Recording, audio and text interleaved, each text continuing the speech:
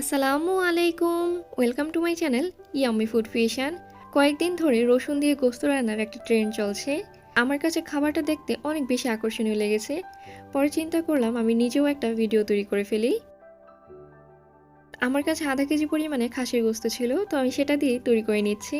গোস্তটা খুব ভালোভাবে ধুয়ে প্রথমে এর মধ্যে হাফ চা চামচের মতো লবণ দিয়ে দিচ্ছি, 1 চা চামচ মরিচের গুঁড়া এবং 1 চা চামচ দিয়ে দিচ্ছি হলুদের গুঁড়া, 1 চা চামচ দিয়ে দিচ্ছি ধনিয়ার গুঁড়া, আর 1 চা চামচ দিয়ে দিচ্ছি জিরার গুঁড়া, 1 টেবিল চামচ দিয়ে দিচ্ছি আদা রসুন বাটা। এখানে আদা এবং রসুন একসাথে বেটে নেওয়া।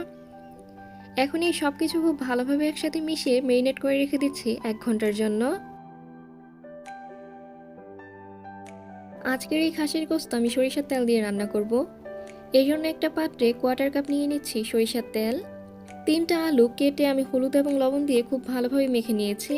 এখন এই সরিষার তেলের মধ্যে প্রথমে আলুগুলো ভেজে নেব। আলুগুলোর উপরে খুব সুন্দর একটা কালার চলে আসলে তেল থেকে তুলে নিচ্ছি।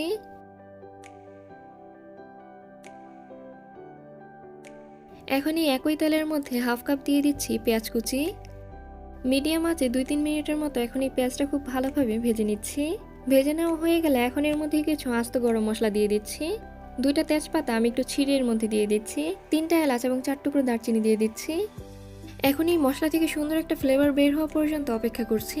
মশলা থেকে যখন খুব সুন্দর একটা ফ্লেভার চলে আসবে তখন এর মধ্যে আমাদের আগে থেকে মেরিনেট করা খাসির গোশত দিয়ে দিচ্ছি। প্রথমে এর মধ্যে কোনো পানি ব্যবহার করব না। এই পর্যায়ে চুলার আঁচটা কিন্তু কমিয়ে দেব। চুলার আঁচটা মিডিয়াম আঁচের থেকেও কিছুটা কম থাকবে। 2-3 মিনিটের মতো খুব ভালোভাবে একটু নেড়ে নেব। এরপর ঢাকনা দিয়ে ঢেকে রেখে দিচ্ছি 5 মিনিটের জন্য। 5 মিনিট পর ঢাকনাটা তুলে নিচ্ছি। এই খাসির গোশত থেকেও কিন্তু অনেকটা পানি বের হয়েছে। এখন এর মধ্যে দিয়ে দিচ্ছি রুমের স্বাভাবিক তাপমাত্রায় থাকা 2/3 কাপ পানি। আর যে পাত্রে আমি গোস্তটা মেরিনেট করেছি সেই পাত্রটা ধুয়ে এর মধ্যে পানি দিয়ে দিচ্ছি। গোস্তটা সিদ্ধ হওয়া পর্যন্ত কিন্তু চুলার আঁচটা বাড়ানো যাবে না। গোস্তটা এখন পুরোপুরি সিদ্ধ হয়ে গেছে। এখন 1 কাপ দিয়ে দিচ্ছি ফুটন্ত গরম পানি। ঝোলের জন্য যখন পানিটা দেবেন তখন পানিটা অবশ্যই গরম পানি ব্যবহার করবেন। এখন এর মধ্যে 1 টেবিল চামচ দিয়ে দিচ্ছি টমেটো সস। আর আমাদের আগে থেকে ভেজে নেওয়া আলুগুলো এখন এর মধ্যে দিয়ে দিচ্ছি।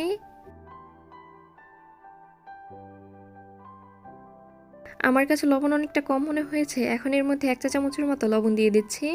আপনারা অবশ্যই নিজেদের স্বাদ অনুযায়ী এখানে লবণের পরিমাণটা বাড়িয়ে বা কমিয়ে নিতে পারেন।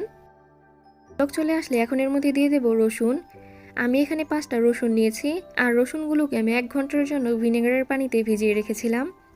আর খুব ভালোভাবে পরিষ্কার করে এরপরেই কিন্তু এই গোস্তের মধ্যেই রসুন ব্যবহার করতে হবে। ঢাকনা দিয়ে ঢেকে 10 মিনিটের জন্য রান্না করে নিচ্ছি। আমি এই ঝোলটা আর শুকাবো না। আপনারা যদি একদম মাখো মাখো ঝোল চান তাহলে কিন্তু এখানে হাই হিট দিয়ে পানিটা একদম শুকিয়ে নিতে হবে। সবশেষে এর মধ্যে 1 চা চামচ গরম মশলার গুঁড়া এবং 1 চা চামচ জিরার গুঁড়া দিয়ে দিচ্ছি। খুব ভালোভাবে মিশিয়ে ঢাকনা দিয়ে ঢেকে আর শুধুমাত্র 1 মিনিটের জন্য রান্না করে নেব। 1 মিনিট পর চুলাটা অফ করে দিচ্ছি। আমাদের খাসির গোস্ত এখন পুরোপুরি রেডি।